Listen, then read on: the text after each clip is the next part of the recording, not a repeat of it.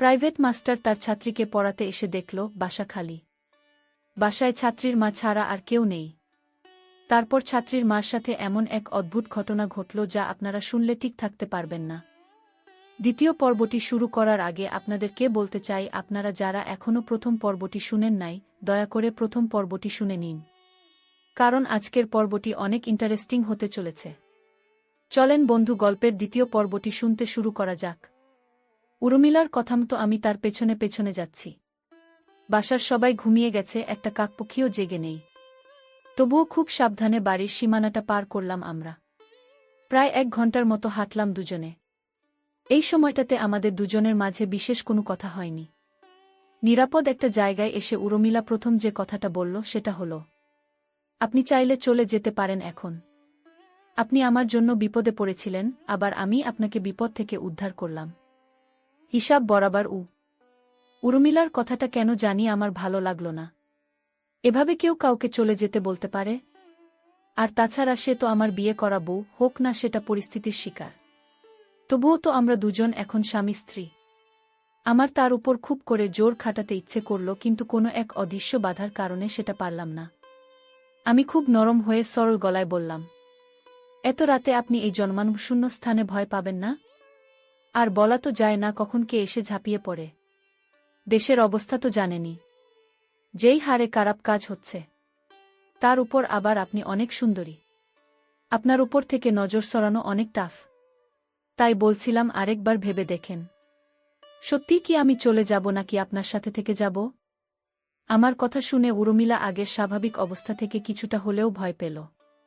তাই আমাকে বলল, আচ্ছা ঠিক আছে, তবে সকাল হলেই আমাদের দুজনের রাস্তা আলাদা হয়ে যাবে, মনে থাকে যেন। আমি তার কথা শুনে হ্যাঁ না কিছুই বললাম না, শুধু মাথা নাড়ালাম। সারারাত উর্মিলার সাথে কাটালাম আমি। অনেক কথা বললাম তার সাথে, আমার অতীতের বেদনাদায়ক দিনগুলোর কথা তাকে শোনালাম, তবে সে এক মুহূর্তের জন্য আমার জন্য মন খারাপ করল না। বরং সে তার বয়ফ্রেন্ডকে নিয়ে চিন্তায় পড়ে গেল। কারণ সারারাত ফোনের পর ফোন দিয়েও তার কোনো খোঁজ পাওয়া গেল না। আজ 2 দিন হলো তার ফোন বন্ধ। সকালে যখন তাকে আমি বললাম, তাহলে কি এখন আমি চলে যাব? যেহেতু এখন আর আমাকে আপনার প্রয়োজন নেই, আমি থেকেই বা কি করব? তখন সে রাগী কণ্ঠে বলল, চলে যাবেন মানে? আমি কি চলে যেতে বলেছি আপনাকে? আপনি আমার সাথে ততদিন থাকবেন যতদিন না আমি আমার বয়ফ্রেন্ডকে খুঁজে পাচ্ছি। তখন আমিও রাগী চোখে তার দিকে তাকিয়ে বললাম, মানেটা কি? সবকিছু আপনার ইচ্ছেতেই হবে নাকি?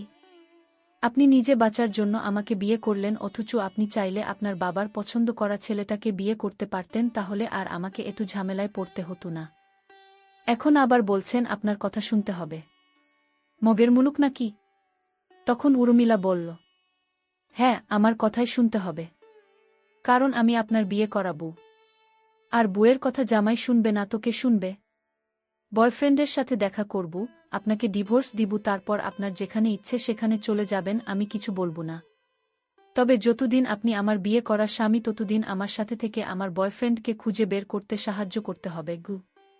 এই সময়েও যে মেয়েটা মজা করবে আমি কখনো ভাবিনি। অবশ্য প্রথমবার কথা বলেই বুঝেছিলাম মেয়েটা সিরিয়াস মুডে মজা করতে ভালোবাসে। তাই হয়তো এমন করছে। আমিও মজা করে বললাম, ওলে ওলে আমার সোনা বুটারে, এতুই যদি জামাই জামাই বলেন তাহলে নিজে বাসর না করে কোলবালিশ এগিয়ে দিয়েছিলেন কেন? তখন উর্মিলা হেসে বলল, আমার বয়ফ্রেন্ড আছে তাই। বয়ফ্রেন্ড থাকতে জামাইয়ের সাথে বাসর করাটা কেমন দেখায় না? খুব খারাপ দেখায় এটা। তাই তো আপনাকে কোলবালিশ এগিয়ে দিয়েছিলাম। আপনি করেই দেখতে পারতেন। বিয়ে করার আগ পর্যন্ত তো ছেলেরা কোলবালিশের সাথেই বাসর করে। বউ পেয়ে নিজের প্রথম বউ কোলবালিশকে একমাত্র ছেলেরাই ভুলে যেতে পারে। আপনিও তেমন একজন স্বার্থপর জামাই যে বউ পেয়ে কোলবালিশকে ভুলে যায়। উর্মিলা প্রথম এভাবে হাসল আমার সামনে। তার হাসিটা জানান দিয়ে যাচ্ছে এর থেকে সুন্দর হাসি কারো হতে পারে না। আমি তার হাসিতে মুগ্ধ না হয়ে পারলাম না। তবে হেসে হেসে যে মেয়েটা এত মজা করে কথা বলতে পারে আমার জানা ছিল না। আমিও মজার ছলে বললাম, আর জামাই থাকতে বুঝি বয়ফ্রেন্ডের কাছে চলে যাওয়াটা খুব ভালো দেখায়? আপনি আমাকে বলেন তো, জামাই আগে না বয়ফ্রেন্ড আগে? তখন উর্মিলা বলল, অবশ্যই বয়ফ্রেন্ড আগে। সেজন্যই তো জামাই রেখে বয়ফ্রেন্ডের কাছে যাচ্ছি গু। তখন আমি বললাম, এটা আপনার ভুল ধারণা। জামাইকে বেশি ভালোবাসা উচিত, বয়ফ্রেন্ড তো আর আপনি কেউ না। যে কোনো সময় খাঁচা ছেড়ে উড়াল দিতে পারে, কিন্তু জামাই কখনো চাইলেও খাঁচা ছেড়ে উড়াল দিতে পারবে না গে। তখন সে বলল, ডিম থেকে যেমন মুরগি হয় ঠিক তেমনি বয়ফ্রেন্ড থেকে জামাই হয়, তাই জামাইয়ের আগে বয়ফ্রেন্ড। এই সিম্পল জিনিসটা বুঝতে পারেন না, আবার নিজেকে জামাই দাবি করেন গু। আমি মেয়েটার কথা শুনে স্যামসাং ফোনের মতো হ্যাং হয়ে গেলাম। কিছু সময় স্তব্ধ হয়ে দাঁড়িয়ে রইলাম। তখন সকাল 8টা বাজে। অনেকটা সময় পর দুজনের নীরবতা ভেঙে উর্মিলা বলল, ওর ফোন তো এখনো অফ। কি করি বলেন তো? অনেক ক্ষুধাও লাগছে গি। ওর কথা শুনে মনে হলো আমারও অনেক ক্ষুধা লাগছে। সেই যে রাতে বাসায় খেয়েছিলাম, তাও তৃপ্তি নিয়ে খেতে পারিনি। তারপর বিয়ে বাড়িতেও খাওয়ার ইচ্ছে ছিল না। ওইরকম বিয়েতে বর কি পেট ভরে খেতে পারে? পারে না। আমিও পারিনি। তাই আমি দুজনের ক্ষুধা নিবারণের জন্য বললাম, চলেন সামনে কোথাও খেয়ে নেই। আমারও প্রচণ্ড ক্ষুধা পেয়েছে গি। ফুটপাতের একটা হোটেলে আমরা দুজন হালকা নাস্তা করলাম, কারণ হোটেলগুলোতে এখনও ভাত হয়ে সারেনি। নাস্তা করতে করতে প্রায় 9টা বেজে গেল। হোটেলে কিছু সময় রেস্ট নিয়ে বাহিরে বের হওয়ার পর বুঝলাম ঝাপসা গরম চালিয়েছে। এই ঝাপসা গরমে বেশি সময় রোদের মধ্যে থাকলে ডিম সিদ্ধ হতে হবে। কিন্তু এছাড়া কিছু করারও নেই, কারণ উর্মিলা এখনও তার বয়ফ্রেন্ডের সাথে যোগাযোগ করতে পারিনি। আমিও কাউকে ফোন দেইনি, কারণ আমার কথা সবাই জেনে গিয়েছিল। এখন যদি আবার একটা মেয়েকে আমার সাথে দেখে তাহলে আমাকে খারাপ না ভাবার কোনো কারণ থাকবে না। তাই কাউকে ফোন করে নিজেকে খারাপ প্রমাণ করতে চাইনি। 10টার দিকে উর্মিলা আর সহ্য করতে পারল না। মনে হলো ঢলতে ঢলতে মাটিতে পড়ে যাবে।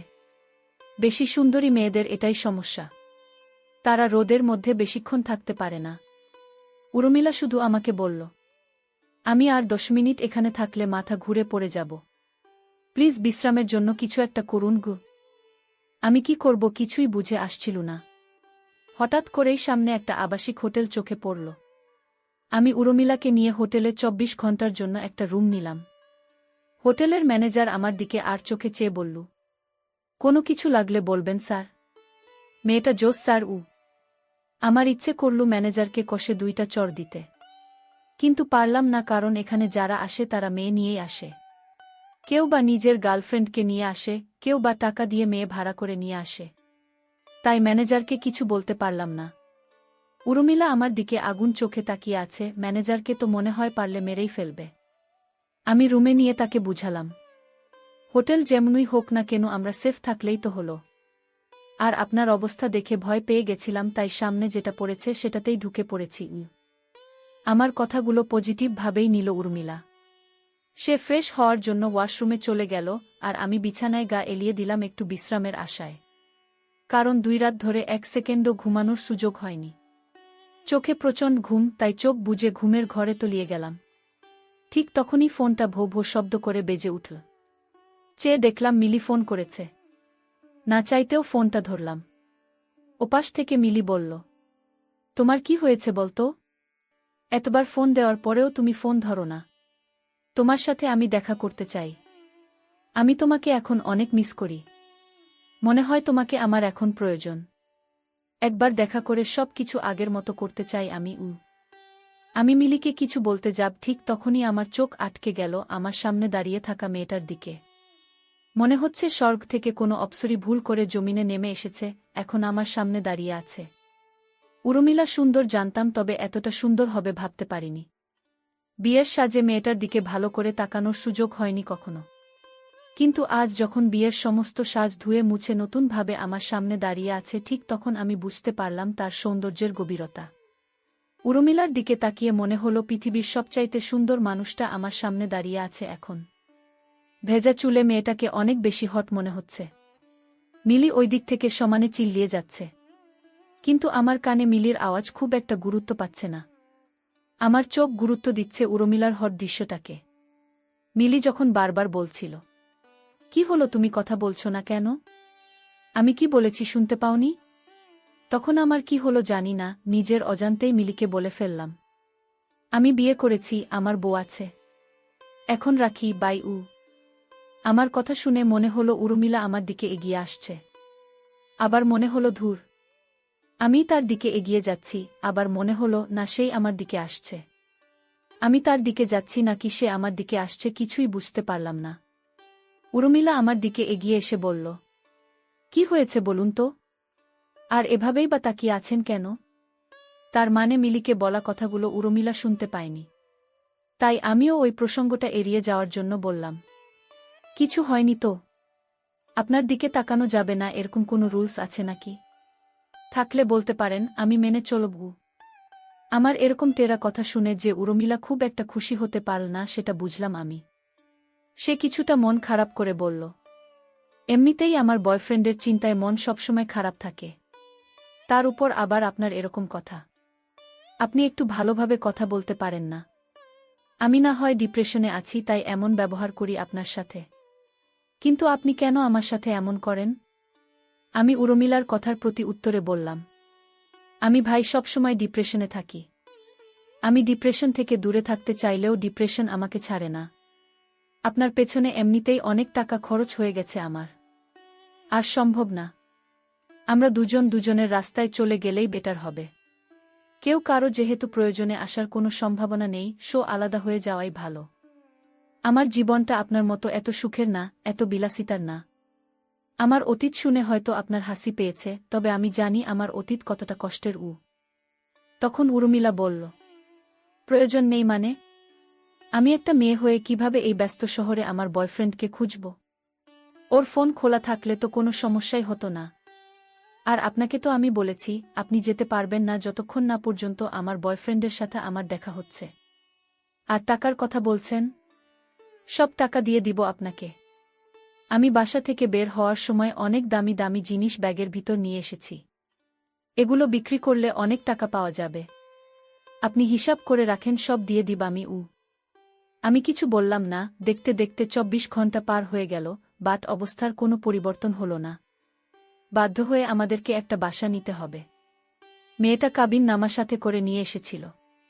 সে হয়তো জানত এমন কিছু হবে, এটার দরকার হতে পারে, তাই ব্যাগে ভরে নিয়ে এসেছিল। আর সেটার কারণেই ঢাকা শহরের বুকে একটা বাসা ভাড়া পেলাম দুজন। আমি যে শুধু উর্মিলার জন্য বাসাটা নিয়েছি তা না, এখানে আমারও লাভ আছে। আমার থাকার জন্য একটা জায়গা দরকার ছিল, এর থেকে ভালো জায়গা হয়তো আমি পেতাম না। তাই এটাকেই বেছে নিয়েছি। কারণ বেঁচে থাকার জন্য একটা চাকরি দরকার, অন্তত আমার মতো মানুষদের। কারণ আমার আগে পিছে কেউ নাই। আমার থাকা খাওয়ার ব্যবস্থা আমাকেই করতে হতে। সকালে ঘুম থেকে উঠে বের হয়ে যেতাম চাকরির খোঁজে। অনেক পরিচিত বন্ধুদের কাছে বলেও রেখেছি একটা চাকরির কথা, কিন্তু কেউ সেরকম কোনো ব্যবস্থা করে দিতে পারেনি। সবাই নিজেকে নিয়ে ব্যস্ত। আজকাল অন্য কারো জন্য কেউ শ্রম দিতে চায় না, কারো কাছে অনুরোধ করে নিজের মর্যাদা কমাতে চায় না। আমার পরিচিত একজন মানুষ আছে, সে যদি তার উপরের জনের কাছে শুধু একটা সুপারিশ করে, রিকোয়েস্ট করে আমার চাকরির জন্য, তাহলে হয়ে যাবে। কিন্তু সেটা সে করবে না, এতে নাকি তার মান কমে যাবে। বাসা নেওয়ার পর ১ মাস চলে গেল। এই ১ মাসে অনেক কিছু পরিবর্তন হয়ে গেছে। আপন মানুষগুলো পর হয়ে গিয়েছে, পর মানুষগুলো হয়তো কিছুটা হলেও আপন হয়েছে। সেদিন বাবাকে সাহস করে ফোন দিয়ে বললাম, কেমন আছো বাবা? বাবা আমাকে কোনো কথা বলার সুযোগ না দিয়ে ফোনটা কেটে দিল। কেটে দেওয়ার আগে শুধু বলল, ফোন দিয়েছিস কেন? আজ আমার মেয়ের বিয়ে, ভুলেও তুই ফোন দিস না। আমরা তোকে ভুলে গিয়েছি, তুইও আমাদেরকে ভুলে যা, এটাই তোর জন্য ভালো হবে। বাবা ফোন রেখে দেওয়ার পর নিজের অজান্তেই কেঁদে দেই আমি। এমন কান্না আর কতদিন করতে হবে জানা নেই। আজ আমার আদরের বোনটার বিয়ে, অথচ আমি তার সামনে নেই। সেও কি তাহলে তার ভাইয়ের কথা ভুল গেছে? ভুলে যাওয়াটাই স্বাভাবিক। খারাপ মানুষকে কেউ মনে রাখে না, মনে রাখলেও ঘৃণা করার জন্য মনে রাখে। আমাকে তো আর আমার বোন ঘৃণা করতে পারবে না, তাই হয়তো ভুলে গিয়েছে। বাবা তো অনেক আগেই আমাকে ভুলে গিয়েছে, কিন্তু মা কি করে আমাকে ভুলে গেল? কোনো মা কি তার সন্তানকে কখনো ভুলতে পারে? আমার মা কিভাবে পারল? এসব কথা মনে হতেই কান্নাটা আরও বেড়ে যায়। আজ আমার কান্না করার দিন, আজ আমার দুঃখের দিন, আজ আমার একা হয়ে যাওয়ার দিন। আমার কান্না থামানোর কেউ নেই, আমার চোখের পানি মুছে দেওয়ার কেউ নাই। উর্মিলা কি আমার চোখের পানি মুছে দিতে পারে না? এই 1 মাসে তো সে আমার অনেক কাছে এসেছে। আমাকে নিজ হাতে রান্না করে খাইয়েছে। আমি না আসলে আমার আসার জন্য অপেক্ষা করতে করতে অস্থির হয়ে যেত। তবে দিন শেষে তার বয়ফ্রেন্ডের জন্য তার মন খারাপ থাকত। তারপরেও তার সাথে আমার সম্পর্কটার অনেক উন্নতি হয়েছে। সত্যি বলতে আমার ভালো থাকার জন্য একজন মানুষ প্রয়োজন। হোক সেটা ভালোবাসার মানুষ কিংবা ভালো লাগার মানুষ। এই পৃথিবীতে একা একা ভালো থাকা যায় না। ভালো থাকার জন্য কাউকে দরকার। কিন্তু আমার তো ভালো থাকার জন্য কেউ নেই। তাহলে আমি ভালো থাকব কিভাবে? এত কিছুর পরেও অন্য 28টা মানুষের মতো আমারও যে একটু ভালো থাকতে ইচ্ছে করে। আবার মনে হয় এই পৃথিবীতে সব মানুষের ভালো থাকা হয় না। কিছু মানুষ অকারণেই খারাপ থাকে। আমি হয়তো সেই খারাপ থাকা মানুষগুলোর মাঝে একজন। হঠাৎ করে লক্ষ্য করলাম আমার পেছনে উর্মিলা দাঁড়িয়ে আছে। আমি চোখের পানিটা মুছে তার দিকে তাকাতেই সে একটা হাসি দিল। মনে হলো এই হাসিটার জন্য আমার খারাপ থাকাটা চলে গেলেও খুব বেশি অবাক হব না। আমি তার হাসিটা মুগ্ধ হয়ে দেখতে থাকি। আমার মুগ্ধতার চোখকে ফাঁকি দিয়ে সে দৌড়ে এসে আমাকে জড়িয়ে ধরে। তাহলে সে তার সিদ্ধান্ত বদলিয়েছে? বয়ফ্রেন্ডকে না পেয়ে পরিস্থিতির শিকার হয়ে যাকে বিয়ে করেছে তাকেই ভালোবাসতে শুরু করেছে? এমন হলে খারাপ হয় না। আমার ভালো থাকার জন্য একজন মানুষ আমি পেয়ে গেছি। তার জড়িয়ে ধরাতে কেমন যেন ভিতরটাতে খুব ভূমিকম্প সৃষ্টি হল। আমিও যখন তাকে 2 হাতে জড়িয়ে ধরার জন্য হাত বাড়িয়ে দিলাম ঠিক তখনই সে আমার থেকে নিজেকে ছাড়িয়ে নিয়ে কিছুটা পেছন দিকে সরে গেল। তারপর বলল, জানেন আজ আমি অনেক খুশি। হয়তো পৃথিবীর সবথেকে সুখী মানুষটাও আমি। ওর সাথে কথা হয়েছে আমার। 1 সপ্তাহ পরেই আমাদের দেখা হচ্ছে। ওর ফোনটা হারিয়ে গিয়েছিল যার কারণে আমার সাথে যোগাযোগ করতে পারেনি। ছিনতাইকারীরা টাকা পয়সা, মোবাইল সব ওর কাছ থেকে নিয়ে গেছে। এসব নিয়ে যাওয়ার সময় ওকে আহত করেছিল। যার কারণে ও এতদিন হাসপাতালে ছিল। আমার সাথে যোগাযোগ করতে পারেনি। আমি জানতাম আমার ভালোবাসার মানুষটা আমার সাথে এমনটা করতে পারে না। ওর প্রতি আমার অনেক বিশ্বাস ছিল, আজ সেটা সত্য হয়েছে। আর কেউ না জানুক আমি তো জানি ও আমাকে কতটা ভালোবাসে। 1 সপ্তাহ পর আপনি চলে যেতে পারবেন। তবে চলে যাওয়ার আগে ওর সাথে আপনাকে দেখা করাতে চাই। আপনি আমার জন্য অনেক করেছেন। আপনার প্রতি আমি সারা জীবন কৃতজ্ঞ থাকব। উর্মিলার কথা শুনে খুব খারাপ লাগল। এই খারাপ লাগার কারণটা আমার কাছে জানা নেই।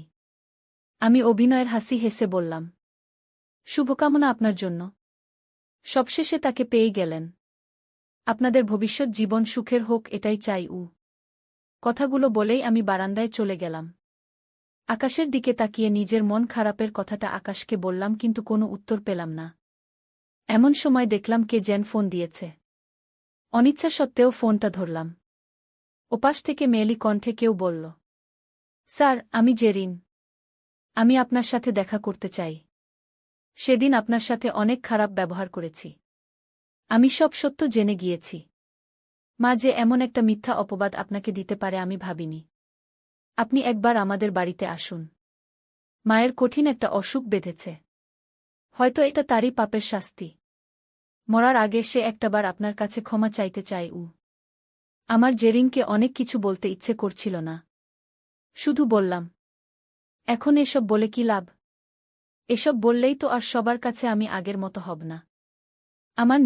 আমার পরিবারের যে অসম্মানটা হয়েছে সেটা তো আর ফিরে পাব না। সবাই আমাকে তো খারাপ ছেলে হিসেবেই জানে। এখন তো আমার নির্দোষ হওয়ার ইচ্ছা নেই। যদি সম্ভব হয় আমার বাবা মাকে সত্যটা জানিও। পৃথিবীর সবাই আমাকে খারাপ ভাবুক, আমার কিছু যায় আসে না। কিন্তু অন্তত 2টা মানুষ জানুক আমি এমন কাজ করি না, এমন কাজ করতে পারি না। কথাগুলো বলে ফোনটা রেখে দেই। কারণ এই মুহূর্তে কারো সাথে কথা বলতে আমার ভালো লাগছে না। এমনকি নিজেকে বড্ড বিরক্ত লাগছে। এত কষ্টের পরেও কেন জানি বাঁচতে ইচ্ছে হয়। কখনো মনে হয় না মরে যাই। মনে হলেও সেটা খুব কম সময়ের জন্য। কিন্তু কার জন্য বাঁচতে ইচ্ছে করে সেটা আমার জানা নেই। হয়তো নিজের জন্য কিংবা অন্য কারো জন্য। জেরিনের ফোন কেটে দেওয়ার পরেও সে বারবার ফোন দিতে থাকে কিন্তু আমি তার ফোন ধরি না। কারণ আমি ওই মহিলাটার সাথে দেখা করতে চাই না, যে মহিলাটা আমার জীবনটাকে কষ্টের আগুনে সিদ্ধ করেছে, আমার কাছের মানুষগুলো সব কেড়ে নিয়েছে। আমি বেঁচে থাকতে তার মুখটা দেখতে চাই না। এমনকি মরার পরেও না। এতে যে যা ভাবুক আমার কিছু যায় আসে না। আমি জীবনে কাউকে ঘৃণা করি না, কিন্তু যদি একবার কাউকে ঘৃণা করি তাহলে তাকে মন থেকেই করি এবং সারা জীবনের জন্যই করি। আর ৭ দিন পর হয়তো উর্মিলা আমাকে ছেড়ে চলে যাবে, কারণ তার ভালোবাসার মানুষটা তাকে নিতে আসবে। তারপর আবার আমি সেই আগের মতো একা হয়ে যাব। আমার পাশে কাউকে পাব না আমি। আমার অসুখে বিসুখে আমাকেই আমার পাশে থাকতে হবে। উর্মিলার কথা ভেবে মনটা খারাপই হচ্ছে। কিন্তু কী বা করার আছে আমার? আমার কি আর উর্মিলাকে আটকিয়ে রাখার সাধ্য আছে? নেই। যদি থাকতো আমি আমার সর্বস্ব দিয়ে তাকে আমার কাছে রেখে দিতাম। অনেকগুলো খারাপ খবরের মাঝেও একটা ভালো খবর পেলাম, সেটা হলো একটা চাকরি হলো আমার। তবে মনটাকে ভালো করতে পারলাম না। উর্মিলার চলে যাওয়াটাই কি আমার মন খারাপের কারণ? মানুষকে বলার মতো কোনো চাকরি না। দুবেলা দুমুঠো খাবার খেয়ে বেঁচে থাকার মতো একটা চাকরি। আমার জন্য এটাই অনেক। কারণ আমি কখনো খুব আরাম আয়েশের মধ্যে নিজেকে আবদ্ধ রাখতে পারিনি। তাই কম টাকার মধ্যেই যেকোনো পরিবেশে মানিয়ে নেওয়ার মতো অভিজ্ঞতা আমার আছে। না থাকলেও তো মানিয়ে নিতে হবে। এছাড়া কোনো উপায় তো আর নেই। আমার চাকরি জীবনের প্রথম দিনটা খুব ভালো গেল। অনেক অচেনা অজানা মানুষের সাথে পরিচয় হলো আমার। কাউকে ভালো লাগল, কাউকে লাগল না। কেউ আমাকে দেখে বিরক্ত হলো, কেউ বা আমার সাথে কথা বলে খুশি হল। তবে যখন অফিস থেকে বাসায় ফিরব ঠিক তখনই মনটা খারাপ হয়ে গেল। অথচ আমি ভেবেছিলাম এতদিন পর বুঝি একটু ভাল লাগার মতো কোনো কিছু খুঁজে পেয়েছি। আজ আমার সমস্ত দুঃখ ভুলে যাওয়ার দিন। কারণ আজ আমার বোনের সাথে দেখা হয়েছে। আমার বোনের সাথে একটা ছেলেকে দেখলাম। তাহলে কি এই ছেলের সাথেই ওর বিয়ে হয়েছে? বাহে কি সুন্দর! পৃথিবীর সব ছেলেই বুঝি নিজের বোনটাকে এমন রাজপুত্র ছেলের সাথে দেখতে চায়। আমিও আমার বোনকে দেখে খুশি না হয়ে পারলাম না। কিন্তু আমার বোন যখন আমাকে দেখেও না চেনার ভান করে আমাকে পাশ কাটিয়ে চলে গেল, তখন যেন কেমন লাগল। মনে হলো এত খারাপ লাগা বুঝি এর আগে কখনো কোনো মানুষের ভিতরে কাজ করেনি যতটা আমার ভিতরটাতে লাগছে। বুকের ভিতর এমন এক অসহ্য যন্ত্রণা হলো যেটা সহ্য করার ক্ষমতা সৃষ্টিকর্তা আমাকে দেন নাই। আমার বোনের আমাকে পাশ কাটিয়ে যাওয়ার দৃশ্যটা আমার কোনোভাবেই সহ্য হচ্ছিল না। তাকে পেছন থেকে ডাকতে ইচ্ছে হলো। আবার মনে হলো বিয়ের সময় হয়তো আমার সম্পর্কে ছেলের পরিবারকে কিছু জানায়নি। তাই হয়তো আমার বোন এতদিন পরেও আমাকে দেখে কথা না বলে না চেনার ভান করে চলে যাচ্ছে। তাই আর আমি তাকে ডাক দিতে পারলাম না। বোনের সুখের জন্য এতটুকু তো করাই যায় না, তাই না? নিজের মনকে মিথ্যা সান্ত্বনা দিলাম। আমার বোন পরিস্থিতির শিকার। সে তার হাজবেন্ডকে জানাতে চায়নি তার একটা ভাই আছে, যাকে এলাকার সবাই খারাপ মানুষ হিসেবেই জানে। তবে প্রশ্নটা থেকেই যায়, আমার সাথে কথা বললেই কি তার হাজবেন্ডের সাথে সম্পর্কটা খারাপ হয়ে যেত? প্রশ্নগুলো না হয় পাঠকদের কাছেই রেখে গেলাম। বাসায় এসে অনেক চেষ্টা করেও নিজের বিষণ্ণ মনটাকে ভালো করতে পারলাম না। আমার এমন মন খারাপ দেখে উর্মিলা জানতে চাইল আমার কি হয়েছে। আমি তাকে হ্যাঁ না কিছুই বললাম না। সেও আর দ্বিতীয়বারের মতো জানার জন্য আমাকে জোর করল না। মন খারাপের প্রসঙ্গটা ভুলে যাওয়ার জন্য আমিই তাকে জিজ্ঞেস করলাম, আপনি তাহলে সামনের সপ্তাহে চলে যাচ্ছেন?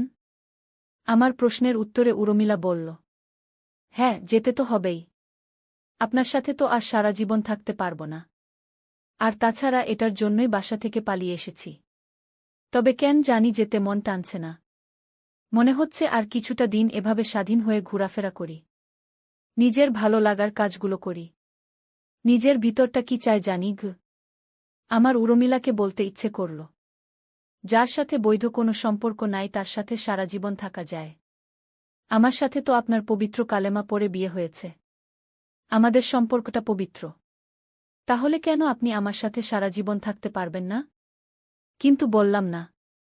কারণ কিছু কথা মনের ভিতরেই থাকা ভালো। প্রকাশ করলে এক পৃথিবী সমান দুঃখ পাওয়ার সম্ভাবনা থাকে। আমি উর্মিলার দিকে তাকিয়ে কপালের ঘামটা মুছতে মুছতে বললাম, আপনার বয়ফ্রেন্ড কি করে, কোথায় থাকে কিছুই কিন্তু বললেন না আমাকে গু। তখন উর্মিলা হেসে বলল, আমি নিজেও তার সম্পর্কে খুব বেশি কিছু জানি না। তার সাথে আমার পরিচয়টা একটু ভিন্নভাবে হয়েছিল। তখন আমি কলেজে পড়তাম।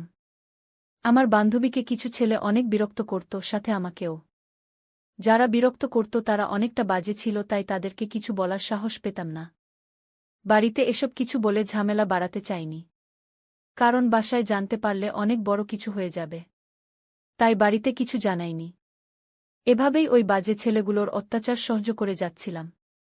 হঠাৎ করে একদিন দেখলাম সেই বাজে ছেলেগুলো আর আমাদের বিরক্ত করছে না। পরে জানতে পারলাম এটার কারণ আমার বয়ফ্রেন্ডই। ওদেরকে শায়েস্তা করেছে। তারপর আমি নিজ থেকেই কেন জানি ওর প্রতি কিছুটা দুর্বল হয়ে পড়লাম, ওর কাছে ওর ফোন নাম্বার চাইলাম। তারপর থেকেই আমাদের রিলেশন শুরু। তবে ও এখন একটা চাকরি করে। কি চাকরি করে সেটা কখনো জানতে চাইনি আমি। কেননা আমি জানি ও আমাকে কখনো কষ্ট দিবে না, সুখেই রাখবে। তাই কি চাকরি করে, কত টাকা ইনকাম করে এসব জানার ইচ্ছেটা কখনো হয়নি গি। আমি উর্মিলার দিকে অবাক চোখে তাকিয়ে রইলাম।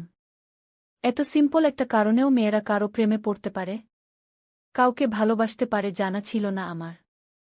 কলেজে থাকতে তো কত মেয়েকে কতভাবে সাহায্য করলাম। কই কেউ তো কখনো ভালোবাসি বলল না, প্রেম করতে চাইল না, ফোন নাম্বার চাইল না। তাহলে কি আমার ভাগ্যটাই এমন, কেউ আমাকে বয়ফ্রেন্ড হিসেবে পারফেক্ট মনে করে না? আমি উর্মিলাকে বললাম, এইসব কারণে কাউকে ভালোবাসা যায়? এমনও তো হতে পারে ওটা লোক দেখানো ছিল। কিংবা আপনাকে বসে আনার জন্য সে নিজেই এমনটা করেছে। যদিও আমার ধারণাটা ভুলও হতে পারে। তবে সত্য হলেও অবাক হওয়ার কিছু থাকবে না। কারণ ছেলেরা মেয়েদেরকে পটানোর জন্য অনেক কিছুই করে থাকে। তার মাঝে অনেক বাজে কাজও করে থাকে মেয়েদের সামনে হিরো সাজার জন্য, যেগুলো মেয়েদের সবসময় অজানাই থেকে যায়। আমার কথা শুনে উর্মিলা রাগী কণ্ঠে আমার দিকে আগুন চোখে তাকিয়ে বলল, ও এমন না, ওকে আমি চিনি। আর আপনি এসব নিয়ে মাথা ঘামাচ্ছেন কেন বলুন তো? প্রেমে ট্রেমে পড়লেন নাকি? আর যাই করেন না কেন আমার প্রেমে পড়েন না, তাহলে আপনাকে দুঃখের সাগরে ভাসতে হবে। আপনাকে নিয়ে আমার ভয় হচ্ছে। কবে জানি আবার সত্যি সত্যি আমাকে নিজের বউ দাবি করে বসেন গু। উর্মিলার মুখ থেকে এরকম তিতা কথা শুনতে হবে কখনো ভাবিনি। তার কথাগুলো শুনে কেন জানি নিজেকে অনেক তুচ্ছ মনে হল। আমি নিচের দিকে মাথা দিয়ে চুপ করে দাঁড়িয়ে রইলাম। অনেকটা সময় দাঁড়িয়ে থাকার পরেও যখন আমি কোনো কথা বললাম না, তখন উর্মিলা বুঝতে পারল তার এমন কথায় আমি ভীষণ রাগ করেছি। তাই হয়তো সে আমার দিকে এগিয়ে এসে আমার মাথাটা নিজ হাতে উঁচু করে বলল, ওটা তো আমি এমনিতেই বলেছি। এটাতে কেউ রাগ করে এভাবে? আপনি তো জানেন আমার মজা করতে ভালো লাগে। আর সেটা যদি সিরিয়াস মুডে হয় তাহলে তো কোনো কথাই নেই। তবুও আমি সরি, এভাবে আপনার মনটা খারাপ করে দেওয়ার জন্য। তবে বিশ্বাস করুন, ওগুলো সব মজা করে বলেছি আমি। কারণ আমি জানি আপনি এমন মানুষ না। আপনি অনেক সহজ সরল মানুষ। আপনি কখনোই এসব নিয়ে ঝামেলা বাঁধাবেন না, আমি জানি। সেটা বিয়ের রাতেই বুঝেছি গু। উর্মিলার এরকম নীরব আত্মসমর্পণে আমি কিছুটা অবাক হলাম। এই মেয়েও যে এভাবে কারো সামান্য অভিমান ভাঙানোর জন্য নিজেকে এভাবে নিজের কাছে আত্মসমর্পণ করে দিবে, এটা বোঝা যায় না। আমাকে চুপ থাকতে দেখে উর্মিলা আমার গালে হাত রেখে বলল, এই যে মিস্টার গোমরামুখ, কি হয়েছে আপনার বলুন তো? আমি তো সরি বললাম, তারপরেও আমার উপর রাগ করে আছেন? আচ্ছা বলেন, আমি কি করলে আপনার রাগ কমবে? আপনি একটু হাসবেন। আমি না চাইতেও আমার মুখে হাসির চিহ্ন ফুটে উঠল। কেউ একজন এতটা দিন পর এভাবে আমার অভিমান ভাঙাবে এটা ভাবিনি আমি। মাঝে মাঝে মনে হতো কত শত অভিমান জমা হয়ে গেছে, এই জমে থাকা অভিমানগুলো ভাঙানোর জন্য হলেও একজন তুমি প্রয়োজন। কিন্তু আজ সেই একজন তুমি ছাড়াই কেউ আমার অভিমান ভাঙাল। এটা যেন মেঘ না চাইতেই বৃষ্টি হওয়ার মতো। আমি যখন আমার ভাবনার সপ্তম মহাকাশে বিরাজ করছিলাম, ঠিক তখন উর্মিলার কথায় নিজেকে বাস্তবে প্রতিস্থাপন করি আমি। উর্মিলা আমার চোখের দিকে তাকিয়ে বলল, আমার ২০ বছরের জীবনে প্রথমবার কারো অভিমান ভাঙালাম আমি। আমি এভাবে আমার বয়ফ্রেন্ডের অভিমানও কখনো ভাঙাইনি। কিন্তু আপনাকে এমন অবস্থায় দেখতে ইচ্ছে করছিল না আমার। কেন এমন হচ্ছিল সেটাও জানি না। কাল দিন পর আমার বয়ফ্রেন্ডের সাথে দেখা করতে যেতে হবে। আপনাকেও সাথে যেতে হবে। ওকে এই বাসাতে আসতে বলেছিলাম, বাট ও আসবে না। তাই রেস্টুরেন্টে যেতে হবে গি। আমি উর্মিলার এমন কথা শুনে বললাম, আপনি আপনার বয়ফ্রেন্ডের সাথে দেখা করতে যাবেন? আমাকে কেন যেতে হবে? আপনাদের মধুর মিলনের মাঝে আমি শুধু শুধু দর্শক হতে চাই না গি। তখন উর্মিলা ধমকের সুরে বলল, যেতে হবে আপনাকে, দরকার আছে গি। তার কথার প্রতি উত্তরে তাকে বলতে চাইলাম, কে আপনি? আমার কে হন? এভাবে আমাকে ধমক দেওয়ার অধিকার আপনাকে কে দিয়েছে? কিন্তু বলতে পারলাম না। কারণ সে তখন চলে গিয়েছে। পরের দিন রেস্টুরেন্টে দেখা করতে গিয়ে যা দেখলাম সেটা যেন বিশ্বাসই করতে পারলাম না। এই ছেলে কি তাহলে উর্মিলার বয়ফ্রেন্ড? আমি তো এই ছেলেটাকে চিনি। হাইস্কুল জীবনে ৫টা বছর একসাথে পড়েছি। আজ প্রায় ৭ বছর পরে তাকে দেখলাম আমি। তবে এতদিন পরে দেখলেও চিনতে কোনো কষ্ট হয়নি। সে কি আমার অতীতের বদনামগুলোর কথা জানে? তাহলে কি আবার আমি এই দুজনের মানুষের কাছে খারাপ মানুষ হিসেবে নতুন করে পরিচিত হব? নাকি এতদিন পর আমাকে আমার বন্ধুটা চিনতেই পারবে না? আজকের মতো দ্বিতীয় পর্বটি এখানেই শেষ করলাম। দ্বিতীয় পর্বটি শুনে যদি ভালো লাগে তাহলে চ্যানেলটি সাবস্ক্রাইব করে পাশে থাকুন যাতে তৃতীয় পর্বটি শুনতে পাবেন। তৃতীয় পর্বটি খুব শীঘ্রই দেওয়া হবে। অতক্ষণ গল্পটি শোনার জন্য আপনাকে অসংখ্য ধন্যবাদ।